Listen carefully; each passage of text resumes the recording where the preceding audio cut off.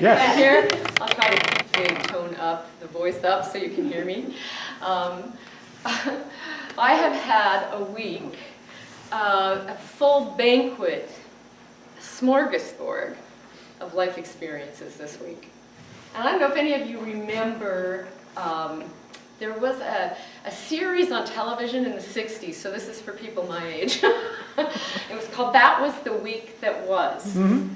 And it was a satirical look at what happened that week, maybe in a political realm. Well, this isn't a political realm that I'm going to talk to you about, but it's my week this week. It's the day or the week in the life of an ordinary person. And I found the ordinary very extraordinary this week. And as a matter of fact, Friday night I had a great night. And I'm skipping, as I am an Aquarian as well. And if that excuse was for her, I'm using it too. And on Friday night, I was driving home after doing some readings for a party in Fresno for some people. And I have been I was so elated. I met new people, there was music, it was a lot of fun. And I was, I'm always happy after the event has happened. I'm usually nervous before the event takes place.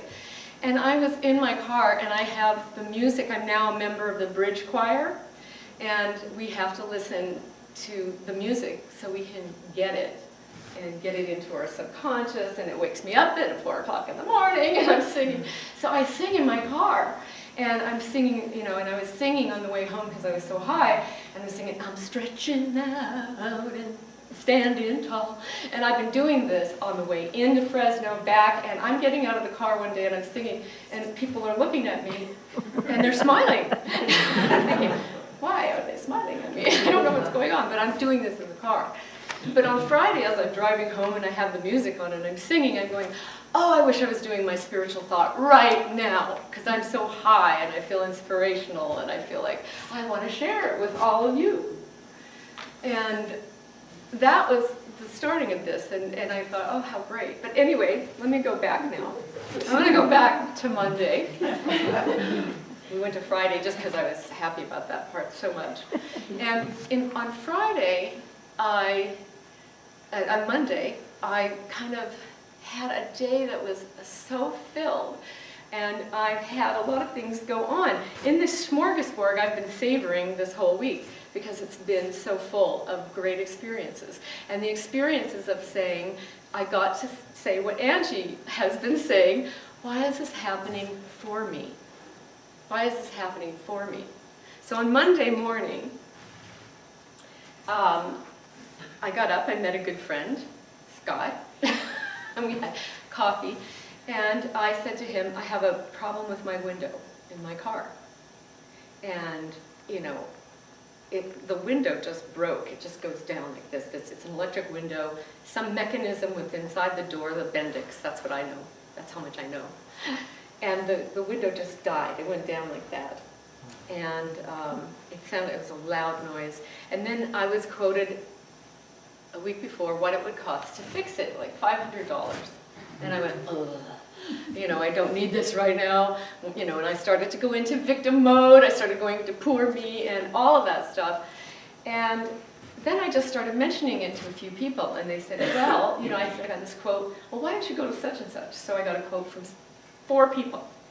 And the last quote was from Friends of Scott's. And I said to him, gosh, I really hope it's under $200. So I take it in, the guy looks at it, we get along, they're really nice people. He also said something about becoming from Canada. And so what happened is, I get a quote for $185. Yay. And so I went, oh, and I felt great again. I felt really great about that. And then later on in the day, I meet with somebody that's very dear to me. And I have been opening up since I've been going to Maggie's evenings. There's been a lot of shifts going on internally for me, going to Maggie's evenings, and feeling a shift about even my childhood, because that's what she's dealing with, even things that I used to think I could never forgive in my family. my mother, my father, all those things that happened.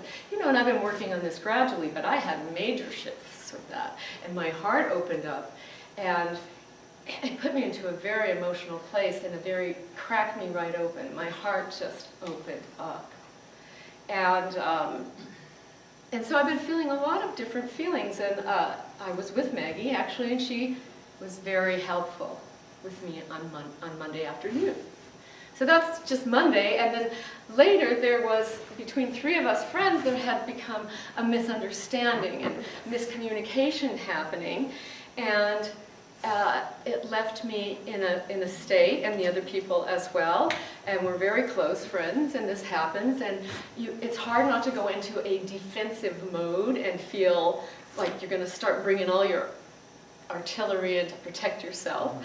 And that happened, and then I went to a wonderful, this is all on Monday still, and then I went to a meeting of about a new scientific discovery that is really amazing and awe-inspiring about how we might be able to reverse the aging process and a lot of things like that. And then I was high on that, and then I went to another meeting and we did some meditation. And I got home at 8:30 that night. It was just a whole day of amazing things going on. But I tossed and turned all night long because of the misunderstanding between people I dearly love. And what happened is, when I went into, well, it wasn't my fault, and what did she say? And then, and it goes on like that. And I ended up tossing and turning all night. And I wasn't happy about that experience. I mean, I had great experiences throughout the day, but this bothered me. We were really close. The next day we had emails flying, and all three of us were apologizing to each other. All three of us felt compelled to apologize to each other.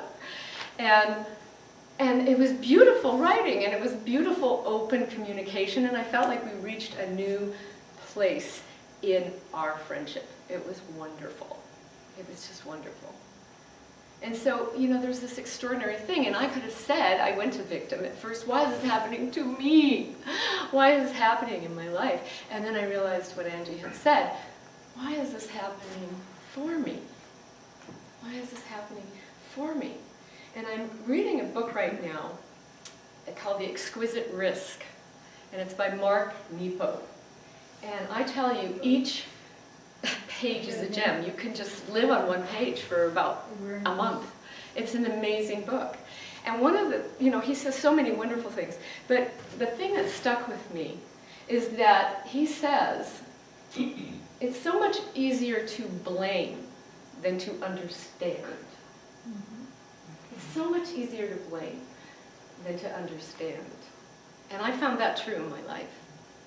And I started to go, well, let's go into understanding here. Let's stretch out. That's the song I'm singing. By the way, this is a song called I'm Stretching Out. And I had a revelation. And I had a revelation is another song I'm singing. And I had a revelation and a big shift. That all of these things that we say are good or bad, and you've heard us talk about this up here, we all talk about this, are just, it just is energy. It's energy, it just is. And so when I had this revelation, I started feeling lighter and much more better. Much more better. And I'll tell you, the singing in your car doesn't hurt you. You could do that. It really, really feels great. And I mean, I just let it wail in there because it doesn't matter if I'm on key or if I sound good. I'm singing, and this is really jazzed up gospel. And it is so much fun to sing. So that has really helped me. I'm going to read something, though, because this also came at the end of the week. As a matter of fact, I thought about this song, and you know how Joanne Burgess talks about how sometimes we think in songs? Well, this came right up for me. And it's a thank you song, and the words or lyrics are by Alanis Morissette. I am not going to sing, I cannot sing like her, so I'm going to leave you with this. But before I say this, it's called Thank You. And so I wanted to say thank you, PLC. Thank you for mirroring me. Now, mirror is not an easy word for me to say. Thank you for witnessing.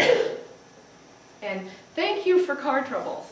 because I got to feel my community support me. So just when you think you're looking at something, it may be something entirely different. Depends on where you're looking and how you're looking.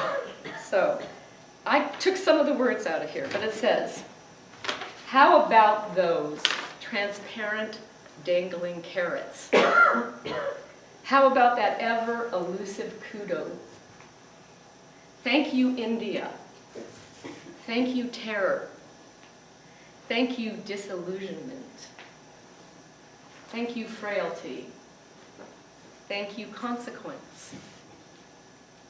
Thank you, silence.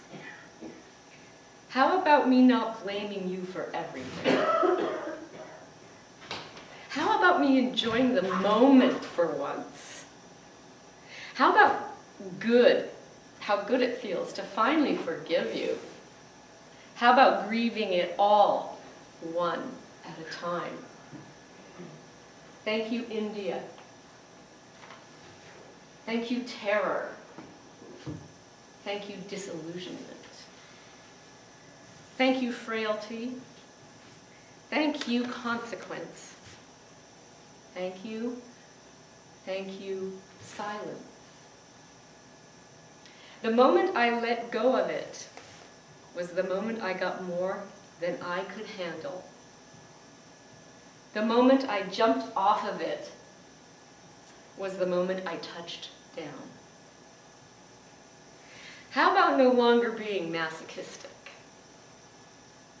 How about remembering your divinity?